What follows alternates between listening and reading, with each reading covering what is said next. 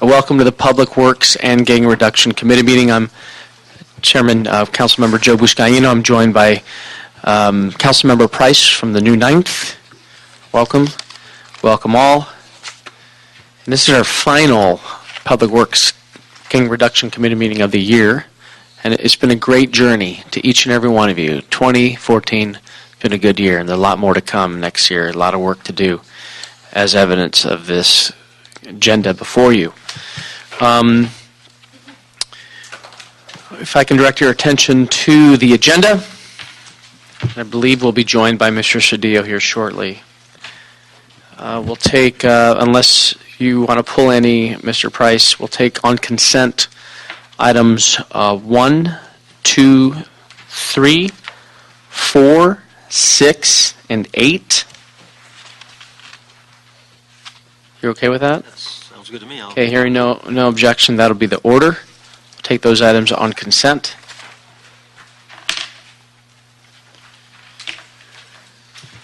And with that, let's take item 5. We held item 5 on the desk, but I believe we have some amendments. If we can take that up now, Mr. Clerk, and read that into the record. Item number 5 is a motion from Council Members Bonin and Buscaino relative to identifying funds to cover the contingency cost and awarding of the contract and completion of the Mar Vista Curb Gutter Assessment Project. Okay, if I can get BOE to come forward. Anyone here from Mr. Bonin's office? Go ahead, come on forward. You wanted to amend this? Good afternoon. Can you identify yourself for the record, please? Hi, my name is Len Nguyen. I'm Senior Field Deputy for Councilmember Mike Bonin.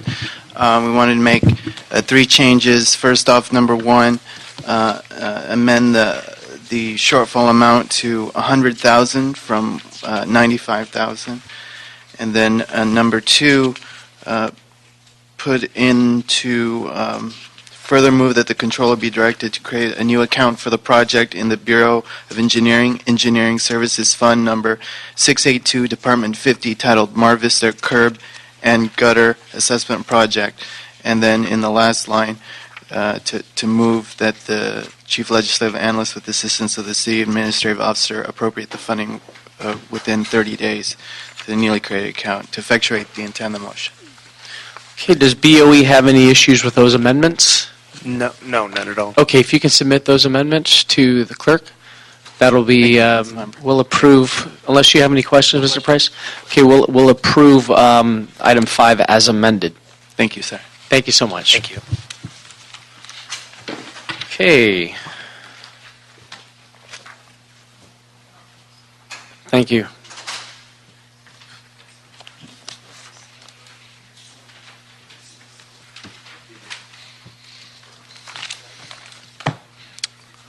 Okay, we'll give Michael a minute here, then we'll take item number 7.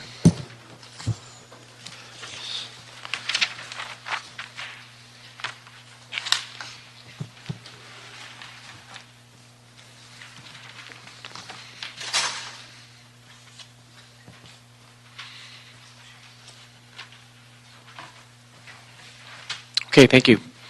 Okay, let's take up item number 7, if you can read that into the record, please.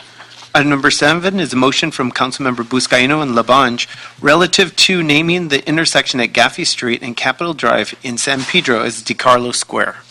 This is something that I've been wanting to do since I took this office, and DeCarlo's Bakery in San Pedro is just a fixture in our hometown, and I'm pleased to move forward on this to identify North Gaffey Street and Capitol Drive as DeCarlo Square. And this is not only personal for me. This bakery employed a lot of my family and friends, but it was so necessary to memorialize this area as DeCarlo Bakery Square. We have before us to speak on this item, and just a little background.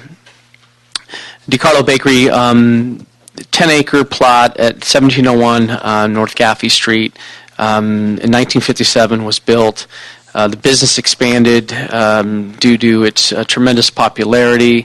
The bakery was owned by an Italian immigrant, Lorenzo DeCarlo, and became a cornerstone, as I indicated, the San Pedro community for nearly 100 years. And just to recognize little history, during the Great Depression, the owner at the time, Pietro Di Carlo, refused to let local families go hungry simply because they couldn't afford the cost of bread. He operated the bakery under a credit system, which allowed families to pay for their purchases whenever they could. And I believe the original bakery was on 9th Street below Pacific. Is that my understanding? On 11th Street, sorry.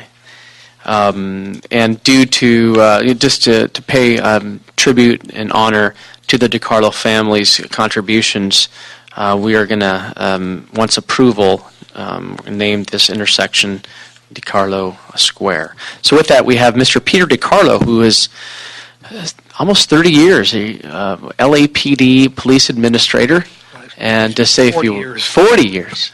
And you're retiring soon, so thank you for your service. You represent your family well as well. And you're here to say a few words. 12 years with your old department, the rest with the CAO's office, That's right. the city attorney. But the family came to San Pedro in 1906. My great-grandfather built a brick oven in a house on 11th and Mesa and started making bread. Wow. My great-grandmother he would bake it. My grandfather was about 8 years old at the time. He was carrying it around in a basket, selling it. And then he eventually started developing wholesale accounts and started buying up all the little bakeries in town, and everybody went to work for him. And so Gaffey Street was the fourth location. Went from the house to a commercial building on the 300 block of 11th Street. Mm-hmm. Then it went to 9th and Pacific in 1938. Wow. And then in 1956, we started construction on the bakery where it ended up being on Gaffey Street. We had the 10 acres there. We built it on 7. 3 acres were left over, and those 3 acres became Eastview Little League for 45 years for $1 a year. Right. And the bakery was in operation for 98 years. We sold in 1958, but maintained a financial interest for many years afterwards. And my dad stayed with the parent company until he retired. And during those Eastview games, which I played as a kid growing up, you'd smell that bread during the games, and it was so many great memories there at that site. Well, I worked the thrift store during the summer when I was going to school, Yes. and people come in and say how much they smell the aroma, and it attracted them to come into the thrift store. Was that Right. next door or adjacent to it? Where was the thrift? On site, right there, right, attached to the bakery. Yeah. Yeah.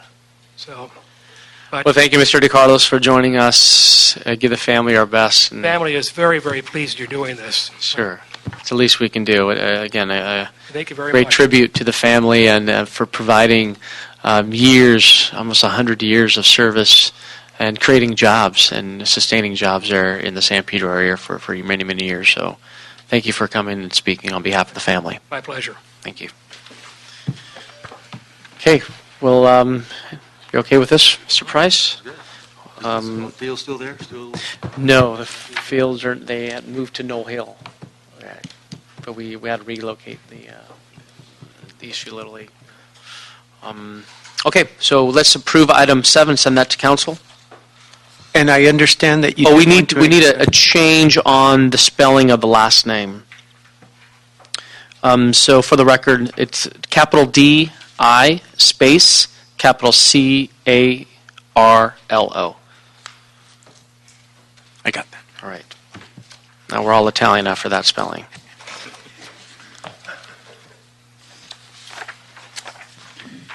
Okay, so with that, now these the next several items are part of our Street Smart motions that we submitted a few weeks back. As you know, a couple of years back, when I first landed here, my colleague, Councilmember Englander, approached me with an idea. He said, let's work together on a ballot measure that would fund the repair of our streets, our failed streets. And I said, how hard can that be? Let's move forward on it. And at that time, I'd only been in office a couple months, but I knew that street repair was a big issue that my constituents care deeply about, and continues to be the number one complaint we get in our office every day. I took this committee on the road and held a number of field hearings in every part of the city, as you will recall, and I sought input from a wide variety of community, business, and civic organizations. And the message I heard loud and clear was, yes, we do need to fix our streets, but only if we as a city do a better job of operating more efficiently. and spending money more wisely. And at these committee meetings throughout the city, I heard several residents express to me their frustration that after years of pleading to get their street paved, they were finally successful, only to have a utility company come in a month later to dig a big trench right down the middle. We must do better. The people of this city want their government to work well, more efficient, and they want their leaders to work together. I felt that the residents of the city will reward good management and smart fiscal policies by approving revenue measures at the ballot box. And if we saw clearly this water bond measure was proof of that early in November.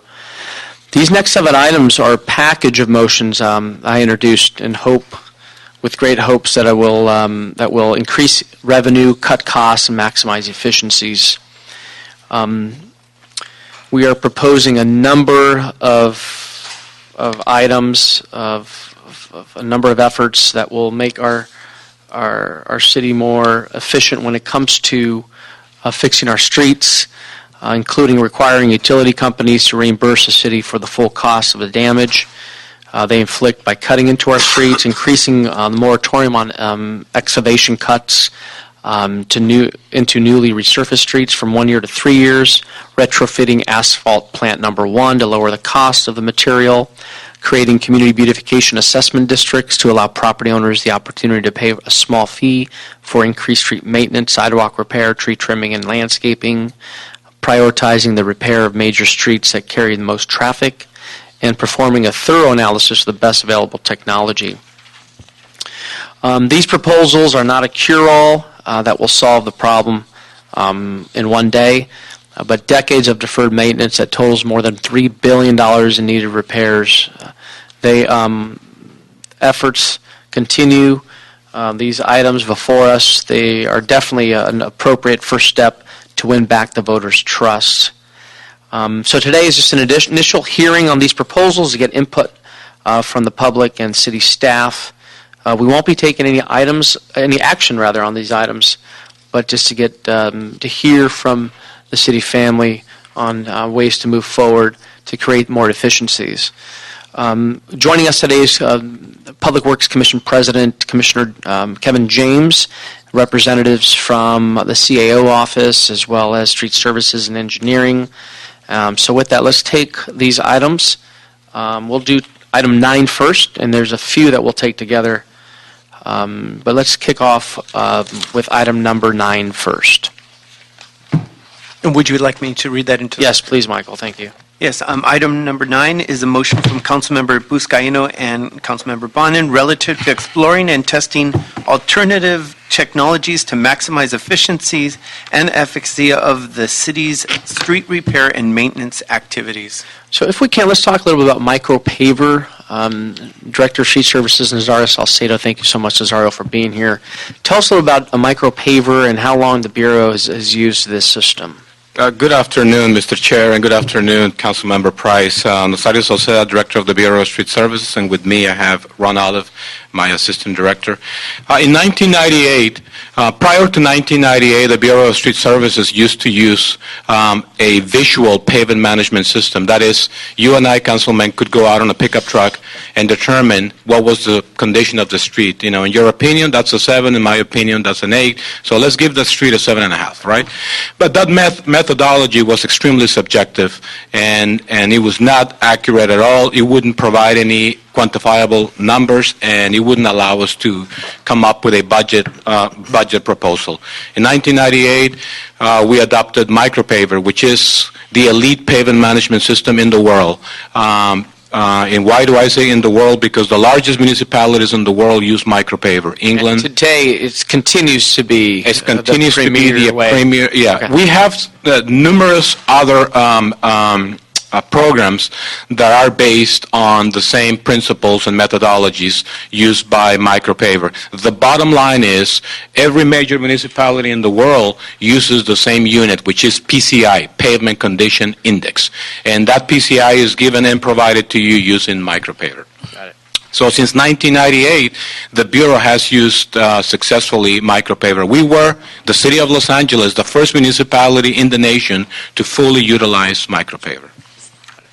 And then as far as the Bureau, have you investigated competing systems such as a Street Saver? Because I understand that's a product that's out there as well.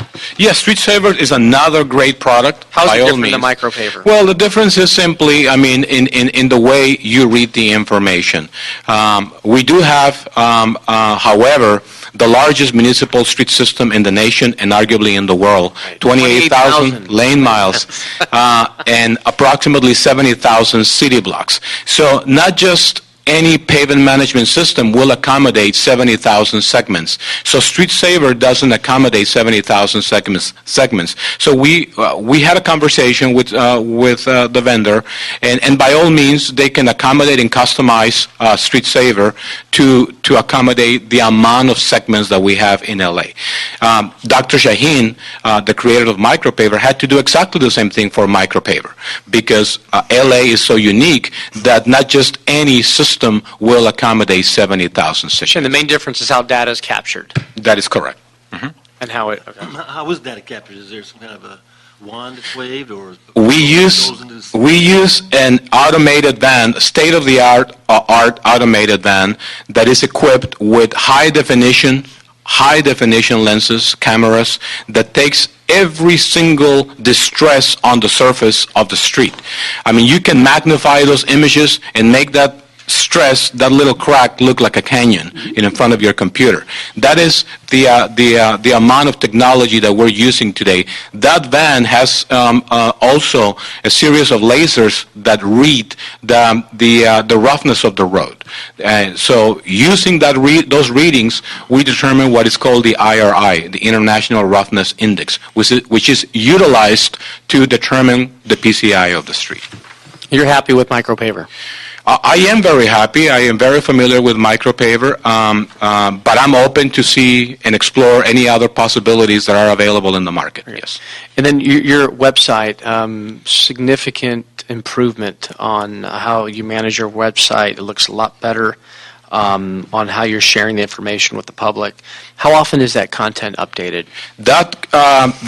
If you are referring to the condition of the streets, for example, we were the first municipality, and I think we're still the only municipality in the nation, big municipality, that shows, to the residents the condition of the streets of every single block in this city. I checked the city of New York, the city of Chicago, the city of Philadelphia. They don't have the level of transparency that we have in LA. Here in LA, our goal is to show the residents of LA what is the conditions of the street and what we're doing about the streets.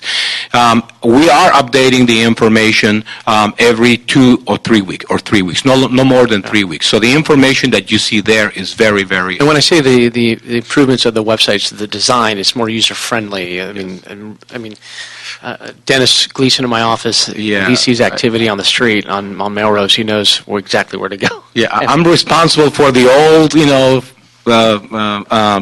website. I had to hire a young person, all full of energy and with a lot of vision, an intern, and the intern came up with all these great ideas to make it more user friendly. And how about smartphones? I mean, that's one of the we do have an application also an app for as well. BSS application for our bureau. Yes. And when improvements are made, that's something with the Save Our Street LA initiative, with the report that was out earlier this year of using apps to monitor your street. You can, through an app, you can check the grade of your street and when it's due next for. You can check what work is in progress, what's been completed. A lot of information is available on our application. Commissioner, say anything? Well, a few thoughts. Am I on here? I guess I am. Yes, sir. Microphone's not usually a strange thing for me, but sometimes No, for some reason I can't get this one to work. Just a few thoughts on the actual motion that's before us and the list of items under technology. A couple of things that I would add regarding micropaver. The Bureau is, and this kind of goes together with the viability of cool pavements as well. And I kind of lump these under the technology category in general. The Bureau, not just the Bureau, but My office, the Board of Public Works, the Bureau of Street Services, we are approached regularly from every new outfit out there that has a new item that is going to improve our delivery of street-related services. I think, Councilmember, you were with us when we saw the Dr. Pave out in Europe. We did it in CD15 right off of... on 7th Street. Yeah, on 7th Street, right near your office in San Pedro. Just an example of the kind of technology demonstrations that we review. I've been involved in a number of them with street services. In just the last few weeks, we received at PMI in Santa Fe Springs? Southgate. We looked at a cool pavement slurry seal kind of technology. It's a lighter slurry seal to provide some of the benefits to get away from the heat island effect. Mm-hmm. I mention these things because twofold. One, to let you and the record and the public know that we are always looking and reviewing and trying to find the best technology, anything that can save us money, anything that can say, and thus the taxpayer money, anything that can improve our performance, anything that can speed the delivery of services and provide a better service. And the other thing that I've noticed in talking to anyone promoting one of their new products is the vendor believes they've got the best product. No doubt about that. And so whether we're talking about Micropaver or one of their competitors will tell you their product is better than Micropaver. Mm-hmm. But the Bureau of Street Services, looking at what is unique about Los Angeles and the history of that technology for the city, as you heard Mr. Salcedo say, they're still confident in the product that we have, in the Micropaver product that we have and that we use. But I want you to always know that we're going to look at anything that comes along that is an opportunity, especially in the rapid moving world of technology. Mm-hmm. Mr. Cedillo, anything? No, I'm just happy to hear that, Yeah. Commissioner, because obviously we get approached also from the council, and I've been impressed with some things that I saw, but I imagine and I hear it, everybody's got a cheaper, better way for us to save and cut costs, and so I'm going to direct them to you. Oh, please. And by the way, just not to go too far afield, we do, because Councilmember Buscaino, you mentioned it a moment ago with the some of what's available with smartphone. The smartphone technology continues to amaze me every day, and I'm even a couple of models back on the items that I use. But I see that. It's an iPhone 4. What's up with hey, it's 5. Oh, 5. Okay, got it's a 5. All right, just to be clear. All right, but only because the 4 crashed. But and I know I'm one behind. But what is and this will come up again in budget discussions because there is what happens with the smartphone technology is economy. There are very affordable technologies that are available to the Bureau of Street Services now, tracking our street sweepers, and being able to keep up with the work that our crews are doing, instead of having to handwrite on a document a small asphalt repair, they can take a picture of it and send it in, and it's all everything about it. Its GPS location, the time it was done, who it was done by. All that's available now, and it's fairly cheap in the grand scheme of things today. So it should be, yeah. And so we're tracking that, and I feel confident that we're on top of those things. Yeah, it's inspiring to know that moving forward on these efforts, especially in light of today's technological world, and these advancements we need to embrace and move forward on. I had a question on the public way reservation system. We spoke about this a lot during the Save Our Streets LA initiative, and it was stated in the report that the PWRS was in need of an update. Anyone here from BOE We do. address that? Has that updated happened just yet?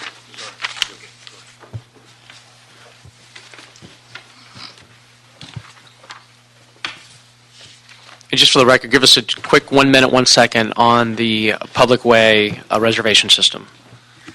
Hi, good afternoon. Ted Allen, Deputy City Engineer with the Bureau of Engineering.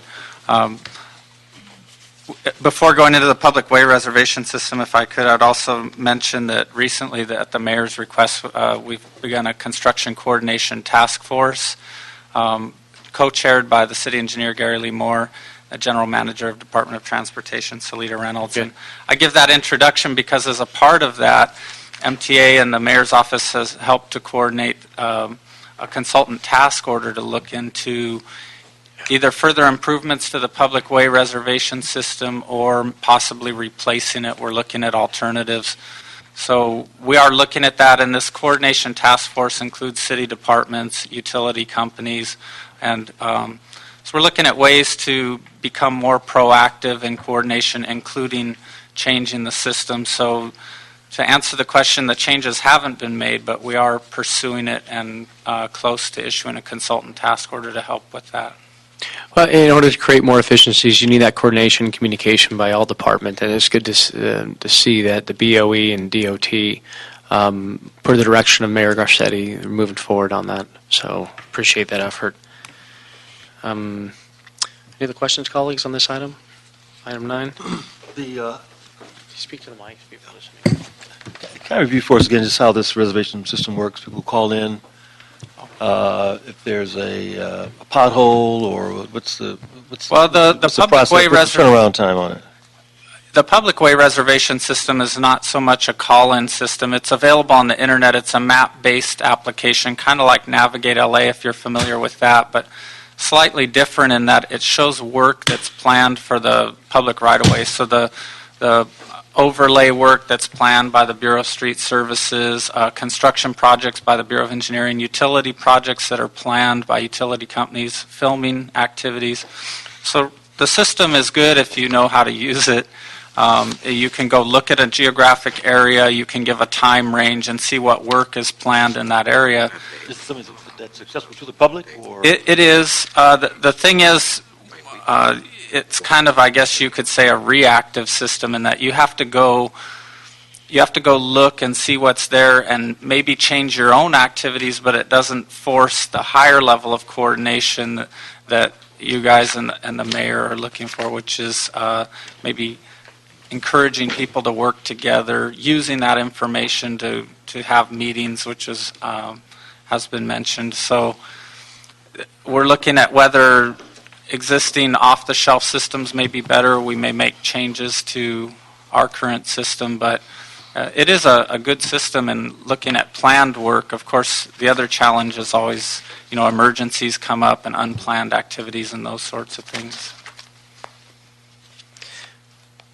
So are you projecting with the coordination between BOE and DOT that the PWRS program will be updated based on the ongoing dialogue between the two departments? Yeah, I anticipate, and it's not just the two departments. Bureau of Street Services and others are involved. They're all on the table. Right. Okay. I anticipate some changes, yes, whether it's improving the public way reservation system or going to a different system, we're not sure, but we definitely anticipate it's going to improve one way or the other. Very good. If I can have the CAO come up, and I know part of this motion was to direct them to work in cooperation with the departments. To say a few words, Mr. Hirano.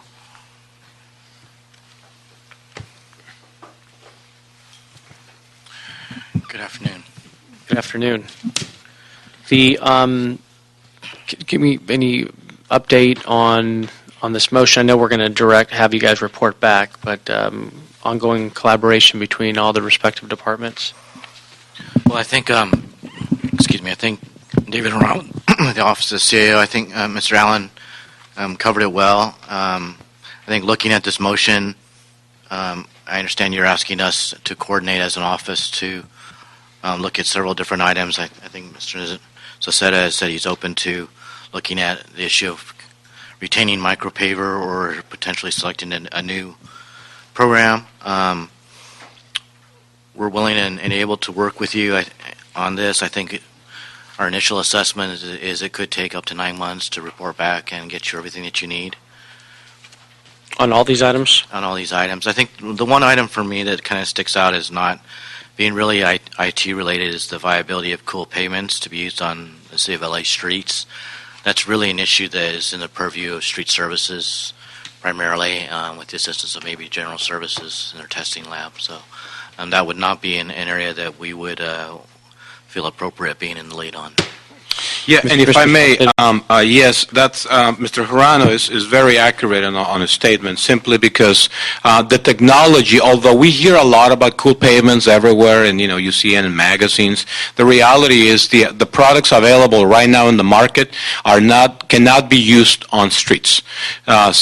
Simply said, the coefficient of friction doesn't allow vehicles to drive at speeds higher than 15 miles per hour. Wow. So obviously you couldn't apply those on the streets, because then you would have tons of accidents, Except for the 405. But to give you good news, let me tell you that we're working with numerous vendors in trying to develop a special mix, special slurry, and a special resurfacing mix to try to come up with a good alternative. Good. Our goal is to have a pilot project sometime in May or June of this year. And of course, the other side of the coin, our big partners in GSD are the experts in terms of specifications. So they are the other part of this equation. They are making sure that everything that we're testing will meet the requirements, the specifications of the Public Works books. Okay, so with that, thanks so much for that report. We're going to continue this item, but ask the CAO to report back on micropaver and the BSS website, and ask the BOE to report on the upgrades to the PWRS system and whether data can be provided in an open data format. I also like to ask GSD and Street Services to report back on cool pavements. And on the green streets, I know Mr. Fuentes is his leadership here on green streets. Really want to acknowledge him. We are going to take no action, as I know the city staff is working with his office on developing a policy on our green streets. So that would be, if colleagues want to add anything to this? I'm interested in the, what you call it, cool surfacing? On the cool Call it cool surfacing? Cool surfacing? Cool pavements. Cool pavement. Cool pavement. Right. What would you want to do on that? No, I just want to keep abreast of it. Okay. And I know you mentioned, David, 9 months for this. I know we're getting into the budget season, but I'm going to continue, talking about this every month and where we stand on this, because I think we sit on Arts and Parks together. I think we hear about the river every month or every other week. Well, we can So do this is we can work with the Bureau and bureaus to come back with kind of a plan on how to update you. Okay. In terms of the work coming from our office, we're constrained a little bit by the budget process and the workload that we've just assumed in the budget process, the submittal of all the departmental budgets. And we also have the staff, some of the staff that will be working on this are working on other big projects right now as well, trying to complete them. I think you may be familiar with some of them. So for us, 9 months is a safe number for us. If we can do it earlier, we'll do it earlier, but I don't want to overpromise to you. So. Good. We'll continue to agendize this to get periodic updates. Okay. Item number 10, please. Thank And you. before we get to item number 10, would you like to reconsider items number 1 through 8 now that the council member has arrived? Yes, let's do that. We'll reconsider items 1 through 8 on consent. Mr. Cedillo, you have anything on? We good? Okay. Without objection, we'll approve items 1 through 8. Okay, item number 10 is a motion from Councilmembers Buscaino and Councilmember Blumenfeld relative to prioritizing the improvement of streets with high traffic volumes and/or high weight limitation loads above and beyond slurry seal when excess funding is available. So we talk about excess funding, and this is a simple motion. When we do have additional funding, it should be dedicated to those streets that are highly used in the city of LA. So everyone, a lot of folks can benefit more. Our question is, would this proposal require an ordinance? No, I don't think so. We don't. No, I don't think one so, thing, no. if I might, council members, just the Bureau could talk about, either Mr. Salcedo or Mr. Olive, talk about what the process, I think it would be helpful, the process that they use today already. Recognizing that your motion relates to excess in funding, I can't imagine that we would need an ordinance for how they, to prioritize in response to your motion. But I do think it would be helpful to get a sense just of the... It's all policy setting Right. moving forward, right? The process that they're utilizing today. Yeah, through a very comprehensive analysis and very scientific analysis using micropaver, the Bureau has determined that in order to maintain the current pavement condition index, the average pavement condition index of the city on 62, which equates to fair, in order to maintain it on 62, we are required to preserve and maintain approximately 2,000 lane miles of streets per year. Anything above and beyond 2,000 lane miles, by all means, Councilman, we can prioritize it based on the decision or the policy that we want to adopt. Just also let me emphasize that currently we use traffic volumes as part of our, it is a value that is part of our equation.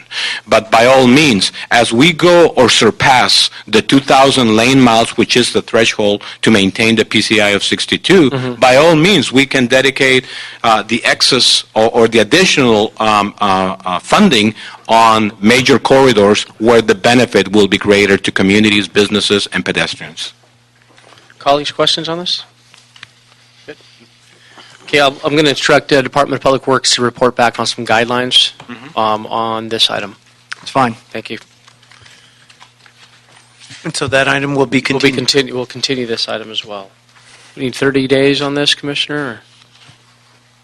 45, 60. 60? I would ask for 45 just because we're in the holiday. Okay, Yeah. let's do that. 45-day report back, okay? Okay.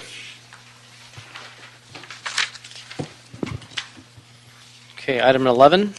Item 11 is a motion from council members Buscaino and Bonin relative to creating community beautification assessment districts, which would provide for the installation and maintenance of streets, street lights, street trees, sidewalks, and curb ramps. Have Mr. Hirano come back up.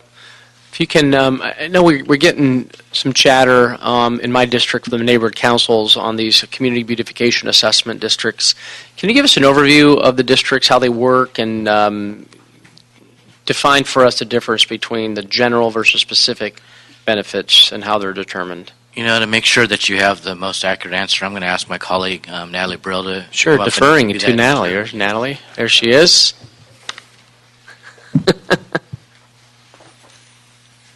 Good afternoon. I miss our Monday morning calls. Me too. I had to do some research. I'm not quite sure what they are. They're new legislation. I mean, assessment districts have been around for a long time. So it just depends what you want to do and how you want to do it if you want to create assessment districts. This particular one I'm not familiar with. I'd have to do more research on it, to tell you the truth. Very good. But, there are a lot of districts out there, and if there's something specific you want to do, some type of plan. So give us like an example of a lighting district. There's streets in the city of LA that Correct. don't have light poles. Correct. And then the Bureau of Street Lighting forms a district, and the residents, I believe, pay for that, for those streetlights. They assess There's a themselves. vote. There's a vote process. There's a Right. vote process, right? And they assess themselves. Right. And that's attached to their property tax bill. Yes. Right. Yes. And, okay, so And just by way of background, council member, the assessment sizes vary. I mean, they can be very Correct. small. It can be one section of a street or one neighborhood. I mean, we approve these regularly, and some of them you'll see there'll be 5 streetlights, and sometimes it'll be several hundred. And of course, obviously, the cost ranges accordingly. When we were looking at funding for the Save Our Streets program, we looked at several assessment districts. And you can do assessment districts for various types of street improvements. It just depends what you want to do. So it's, the only thing that you can't really do anymore after Prop 218 and the legal interpretation by the courts are these citywide assessments. It's very difficult to find special benefit. That's one of the things that we talked about in our previous reports. But, we're more than happy to come back in, what did we say, 60 days, David? Okay. And Prepare a report to report you for us in 60 days. on some assessment districts. Appreciate We'll that. work with the other departments to make that happen for you. Thanks, Natalie. So we'll do that. Colleagues, any questions on this? Okay. We'll hold this in committee and have CEO report back in 60 days on community beautification assessment districts. Thank you. Okay, item 12 focuses on more efficient coordination between specific departments through an enhanced public works reservation system. I have one card. We'll take the card, Mr. Michael Della Torre, to come speak on item number 12. And let's read it for the record, if you can, please, Michael. Item number 12 is a motion from Councilmember Buscaino, Councilmember Englander, and Councilmember Parks relative to the scheduling, permitting, monitoring, mapping, and inspection of street cuts in the public right-of-way and developing an enhanced public works reservation system. We can actually, let's do this. Let's take 12, 13, and 14. Read 12 and 13 in the record for us, please. 13 is a motion from Councilmember Buscaino, Councilmember Englander, and Councilmember Parks relative to taking various actions with respect to street cuts and the city's street damage restoration fee. Michael, you filled out a card for item 14, which we'll hear now as well. So Okay. if you can address both items. Okay, let me just, first of all, thank you, Mr. Chairman, members of the committee, for allowing the opportunity to address you this Thank you afternoon. for joining us. My name is Michael Della Torre, and I'm the Governmental Affairs Manager for SoCal Gas. And I've had the opportunity to work with your offices in the past and look forward to continuing that. On behalf of the gas company, I wanted to just basically and briefly state for the record that we wanted to express and re-emphasize our ongoing commitment to working with the city Sure. along these lines for the improvement of the public right-of-way and the condition of streets. As you know, we've been basically working with a coordination group, and I'd like to thank the Bureau and the efforts that are occurring, and these meetings have been very productive. We've also met separately in a smaller group with the Bureau of Contract Administration, and those meetings have been extremely productive. Good. We bring our technical folks in, we bring our operational folks in, and they are represented and have the opportunity to address their concerns, and I think just the communication link is important. But I just wanted to have the opportunity to reiterate our commitment to work with you, and once again, as you afforded us the opportunity to work with you on the coordination aspects, we'd like to take this opportunity to offer our services to work with you as you go through this process in putting these initiatives together and finalizing Sure. them. Thank you, Michael. Okay? Thank you. You've addressed 14 as well? You agree with that? Okay. That's pretty much Part of it. that. Thank you so much. So for Mr. Salcedo, can you give us an overview of how BSS currently coordinates our annual resurfacing and slurry seal program with the utility companies? By all means, Councilman, and if I may, I may want to use 1 minute to give you a historical overview of how the coordination, the street damage restoration fee coordination was originated. Back in 1998, there was a tremendous amount of work being done both by the city and contractors, and inevitably we were having a lot of confusion in terms of who's going first and who's going next, right, on the street. So as a result, the elected officials at that time decided to create an ordinance to enhance and more than anything incite the coordination among city agencies and non-city agencies, and that's how the restoration fee ordinance was created.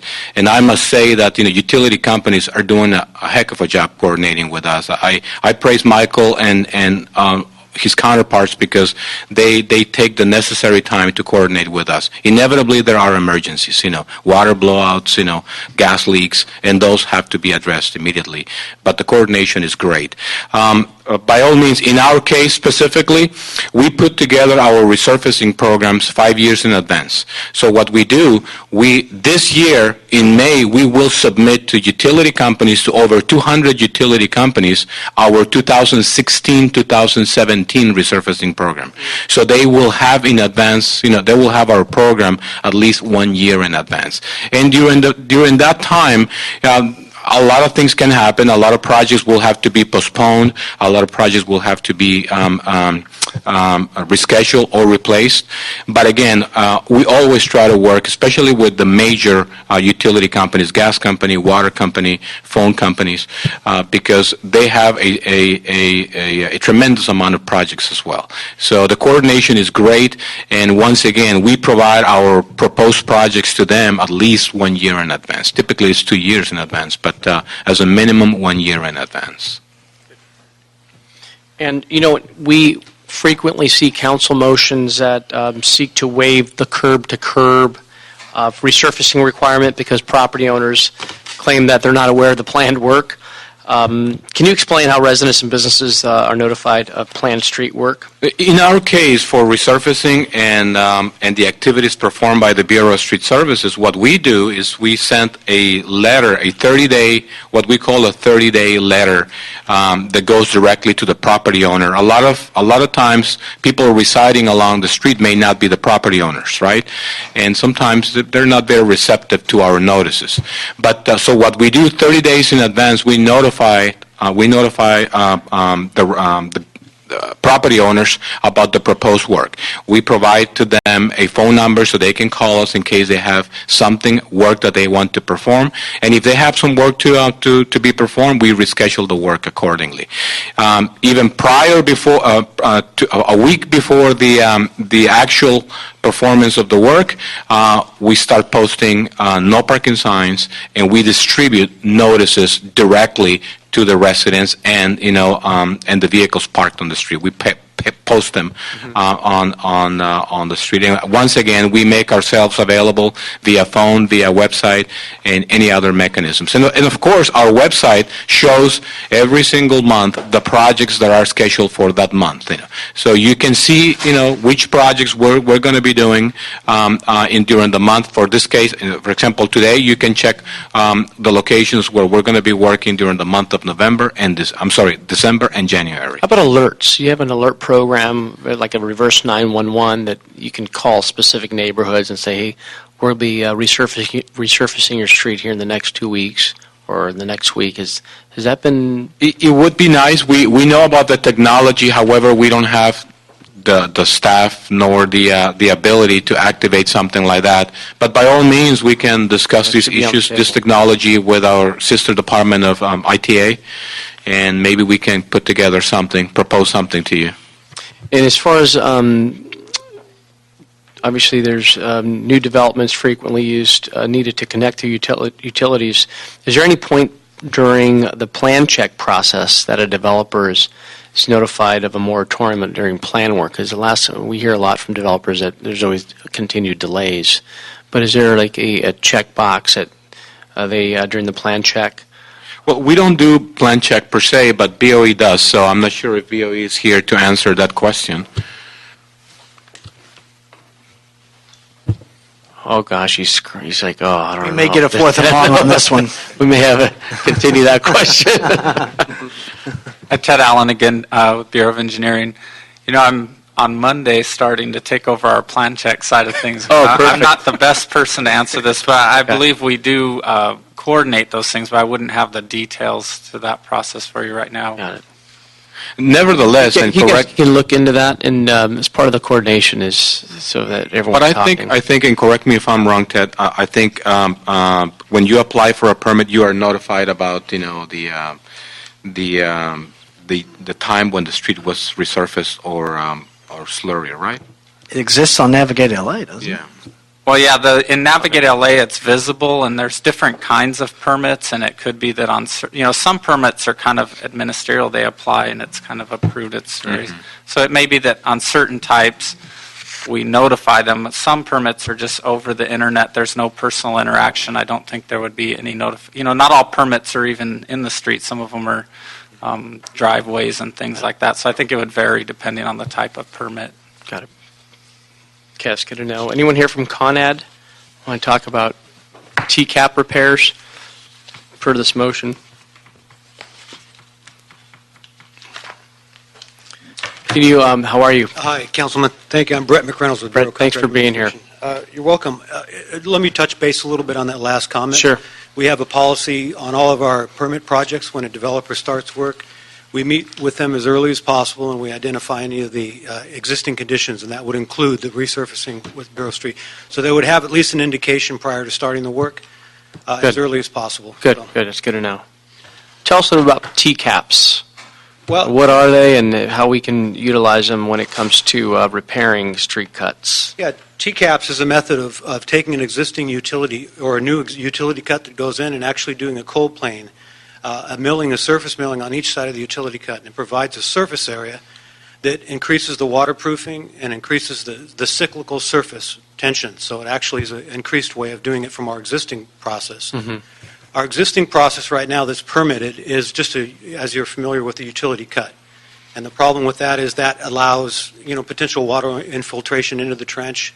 And the T-lock or the T section is a good way of doing surfacing because it seals it off over the actual trench area. Do you have a detail of it there? I don't have it as an attachment, but I can imagine it. Right here.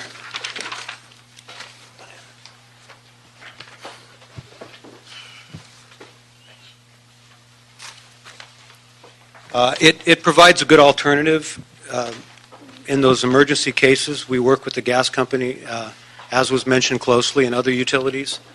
It's a good alternative to the gutter out to gutter out approach, and it's, like I said, it's an increase in the surface area for the waterproofing. And then as far as the, can we require all street cuts to be repaired by a TCAP? Well, I'd have to acquiesce to Bureau of Engineering, but and the Commissioner, but Yes, yeah. it's potential. I mean, it's an alternative to what we have right now. Got it. What do you think about that, Nazario? Well, at the end of the day, I think utility companies will have to express their agreement or disagreement because that's an additional cost. I don't know if Michael's nodding his head over there. Is California, SoCal Gas. It will be an additional cost, So yeah, this is something that needs to be discussed as a group to determine if this is the best alternative. Obviously, we're not against this methodology. We like it, but once again, at the end of the day, we're talking about millions and millions of dollars in additional cost. I might just mention, Yes. Councilman, that as Mr. Saucedo just said, and I've been involved in negotiating with utility companies involving a number of our upcoming fees, and I would expect that anytime, well, what my experience is, anytime there's an additional cost, there's going to have to be a negotiation process involved, as you might imagine. So we would love it. But and we would certainly put in the time to work with them, but I would expect that it's going to require some effort with them. I appreciate the input.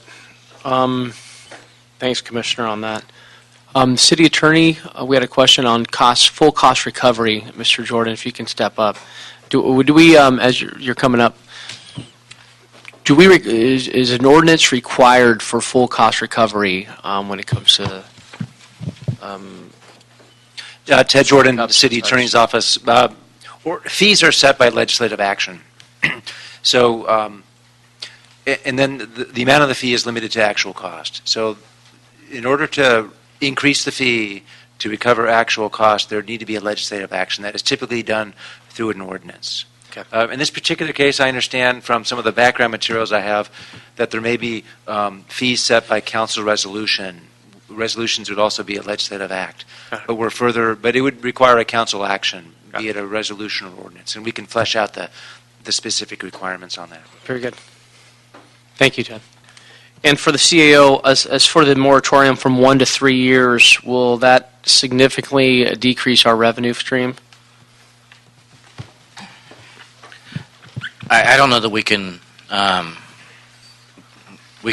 actually tell you that based on that one criteria. There are other criteria that will impact our revenue stream as well, including the number of projects Okay. and the amount of reimbursement we get. So, just that one criteria isolated, I'm not sure we can give you a solid answer. Okay. So, you want? Are you on this? Are you on 14 on the moratorium extension? On the yes.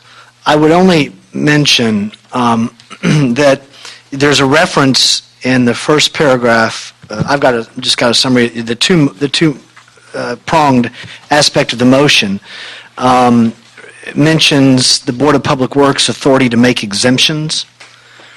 And I would only mention that if one of the things that would concern me about that is just one, the need for guidelines, because I can imagine what we'll be approached with, and two, who will establish those guidelines.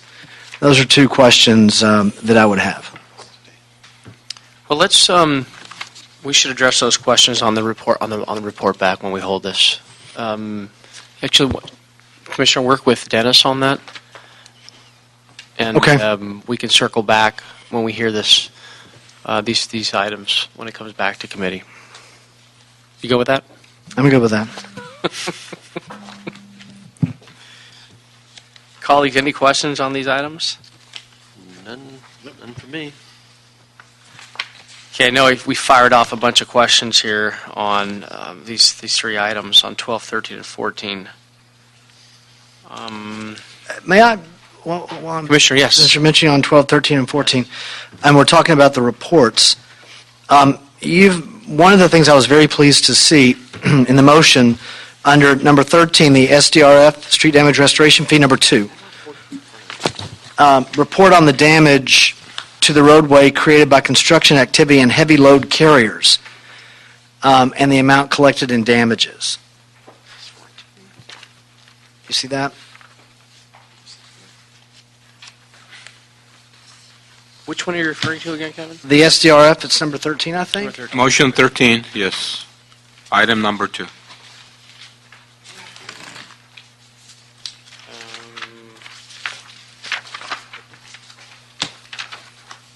Okay, I have it. Yeah, number 2 on the heavy load carriers. Just to know that the Bureau of Street Services has some historical data that we can provide in assisting in that report, but I'm very anxious in seeing the report. And very pleased that, anxious meaning in a good way. I mean, Yes. yeah, very, very pleased to see that's on here, because it's just something that I've experienced frustration over the heavy load carriers of various types that I know cause additional damage to our roads that I would love to find a way to recoup some of those costs. But before we do so, we need to identify who they are and what they're Like doing. MTA buses? Exactly. Thank you for saying that. Let's lay that out. Yes. I mean, I did all the hinting here I could, but I'm with you. Yes. the extended cab, yes. And actually, we're our own worst enemy as well for our sanitation trucks, too. Well, but we are, however, Franchise. with the franchise. Franchise can. One of the significant benefits of the exclusive franchise Right. system will be a significant reduction Right. in the weight on the roads from the sanitation trucks. Right. You won't have 6 on one block at the same time. Right.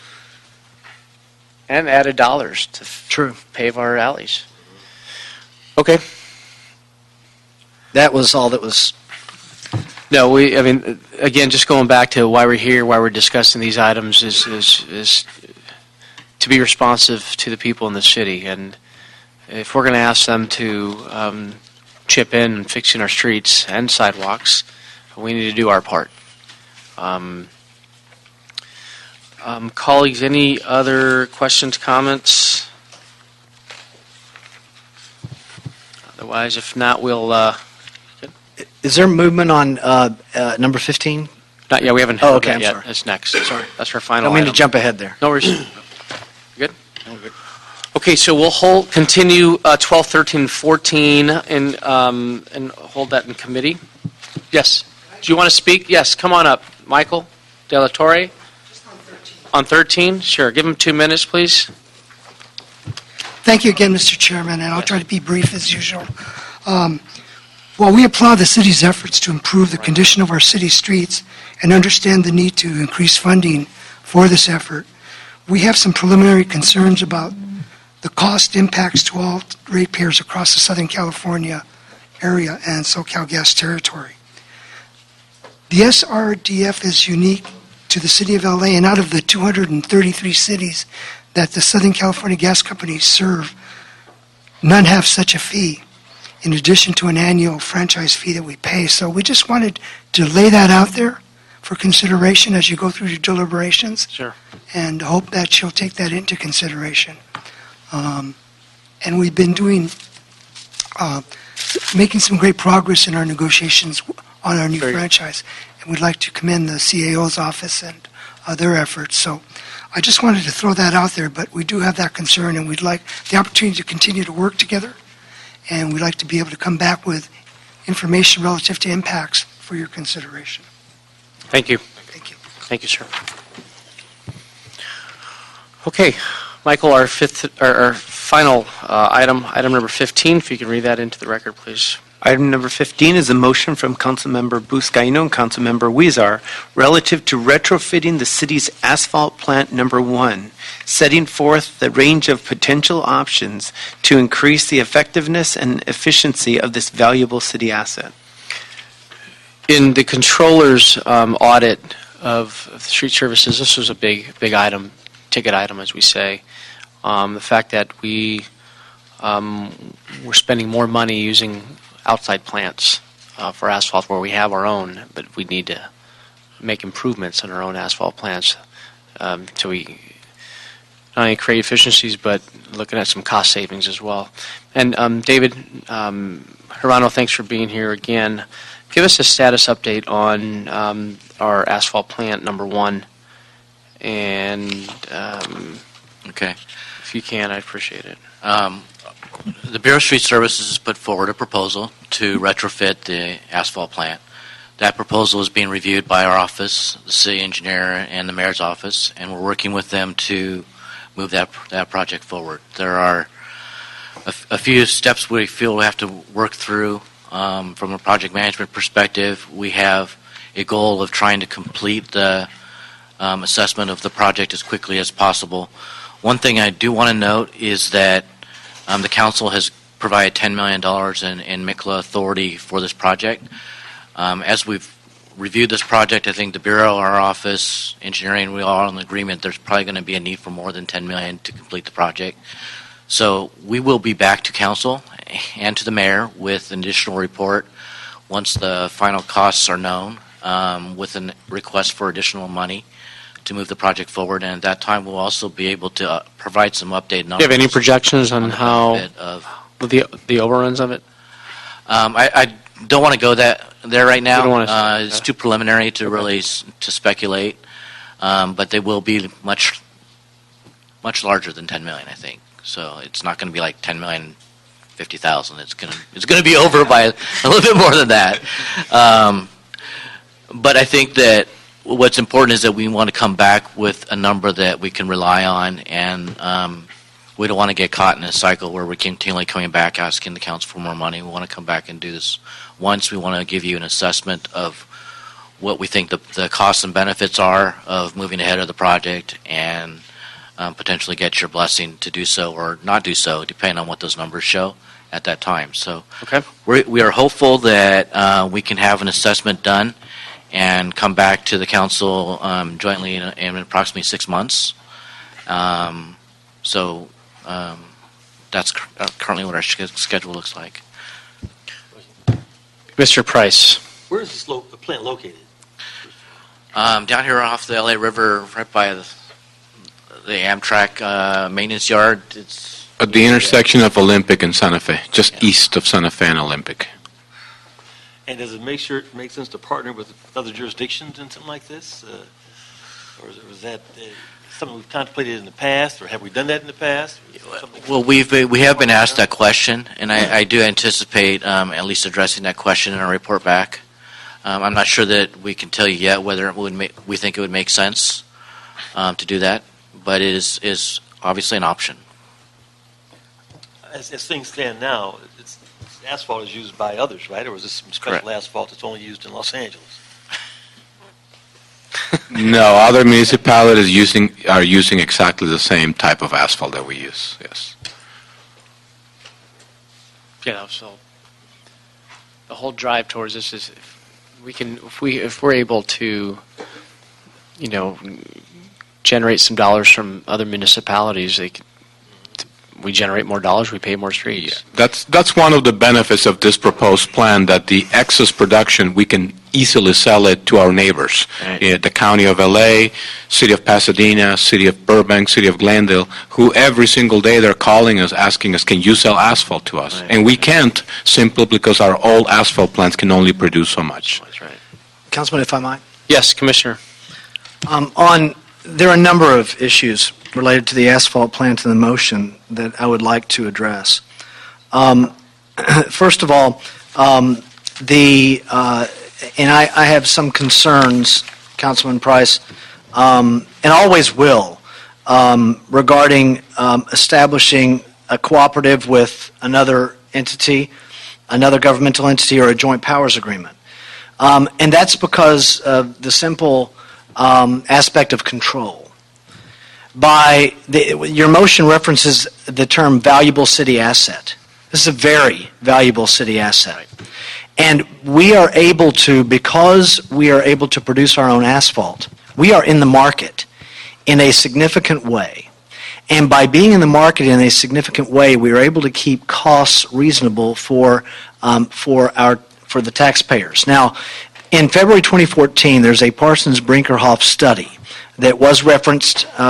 Councilman Buscaino, as you referenced the controller's audit, the PB study was referenced in the controller's audit, and the study, which was done obviously by a very reputable firm, provided the preliminary assessment of reconstruction of Asphalt Plant 1. And I know that we're not talking about necessarily what the costs are above $10 million, but in that range, according to the PB report, they believe that in 3 to 4 to 5 years, with the upgrade, that money will be recouped. We will have the return on investment. Now, we've been talking about the asphalt plant issue for some years now in the city. Right.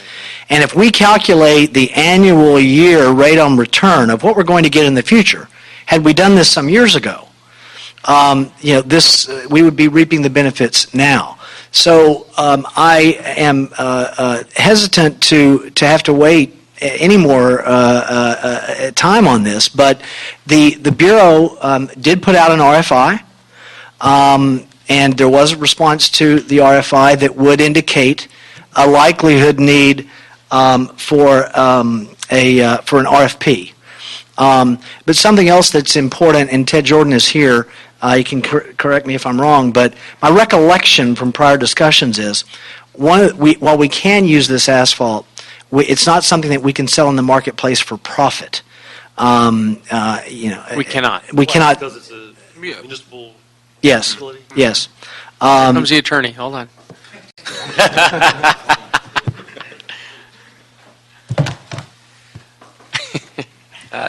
Ted Jordan, City Attorney. I'm not going to correct the Commissioner. There are provisions in the charter that restrict what the city can do. One of the provisions is the city may not engage in a purely commercial endeavor. So if we were to set out and build an asphalt plant or retrofit an asphalt plant for the purpose of just getting into the asphalt business because we can be more efficient at it, that's what the charter says you can't do. The charter was intended to restrict the city's ability to compete with private industry. And overturn that, you need voter approval. And there are provisions in the charter actually that allow you to do it, but you have to get voter approval. So that doesn't mean that we can't explore the idea of entering into some type of cooperative agreements with other governmental entities where we share the costs and share the benefits. Right. But I haven't seen any concrete proposals on that. But for just to go out there and make asphalt and sell it, that would start to look like a commercial endeavor. What if you did it through a public-private partnership? We could, there's possibilities there. We'd have to sort of really look at the details and make sure we're not crossing the line. Right, I mean, 'cause other we have to asphalt look- companies, we would be competing with them. I can't imagine that we'd do it exclusively, right? I mean, if we did it for both city benefit and then did it in terms of making the asphalt, the resources available for public consumption, that seems to be something that's distinct from setting up, we're going to open up and sell pancakes and compete with IHOP, right? I think there's room there to. Right, so I think there's something distinct about that, because if we're doing 80% for our needs, or whatever the formula is, and then yet there's, because we're using newer technology, we have scale, we have greater capacity, we have access that we can then sell to the public, and then for the benefit of the city, that seems to be distinct from what the charter says. I think we could certainly explore a lot of those, possibilities. I haven't seen anything concrete yet, so it's hard for me to speculate. Do you want to amend the motion? Gil, do you want to amend the motion to look at that? Look at a possible P3? Well, to look at manners in which we can address the restrictions that are laid out in the charter. Right? Yeah, I think it's worth looking at, yes. Okay, we will add that. You can. And I would be remiss in just also mentioning the environmental benefits of the upgrade are significant. So is the plant operational now, or? Yes.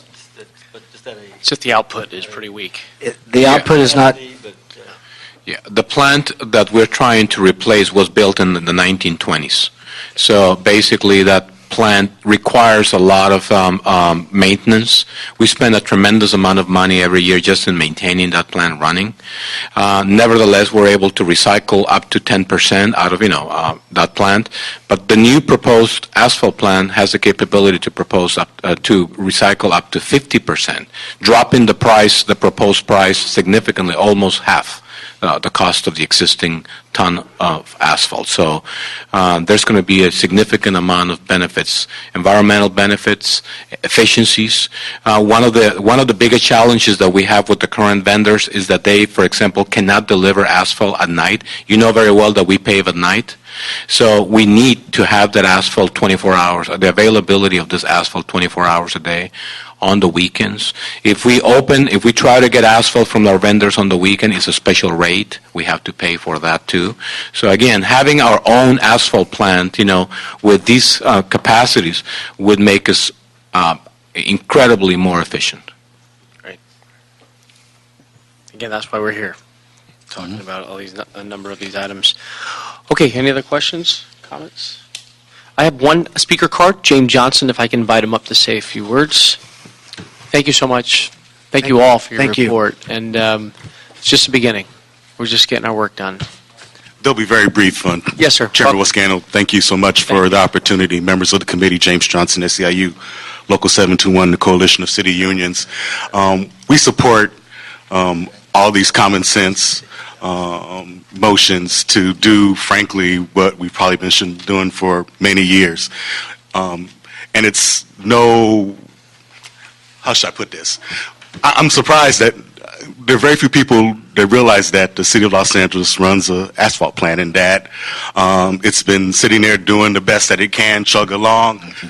The Coalition of City Unions 8 years ago called for the retrofit of the asphalt plant, and in my understanding, in every budget presentation we've given, we've mentioned the need to retrofit the plant, that it has the ability, obviously understanding current law, to be creative about what we can do with this asset. We believe it's a tremendous asset, and we really need to be very thoughtful about how we move forward in this plan. Obviously, it's not cheap, but there are environmental considerations that will make it state of the art.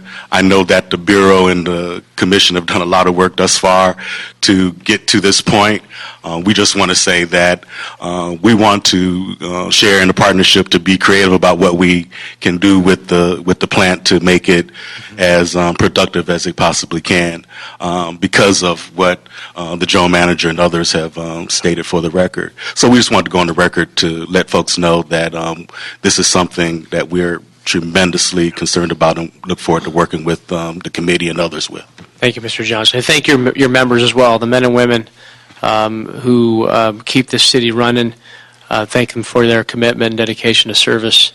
And Mr. Chair, that's very exciting. I mean, you've Yeah. got a conversation here where the union, the leadership, Yeah. the commission all want to upgrade for purposes of environment, Right. efficiency, potential generation. I was thinking we could also make, there's other cities that could become our clients, and we could recycle that, right? So that we're far away from where the charter restrictions are, and then we can make these our clients and benefit the entire workforce in the city and the region. And obviously, as Mr. Johnson indicated, 8 years in the making, just missed opportunities. And even with our streets, I'm thinking about my 11-year-old son, my 7-year-old daughter. It's like 30 years from now, I don't want them pointing the fingers at Dad, who's going to be 70 years old then, and said, what the hell were you doing all this time? So it's new days, new leadership, and we're moving forward. If I could just add Yes, one more thing, please. too. Really for the record, Councilman Buscaino, you were there with us at the Street Smart press conference.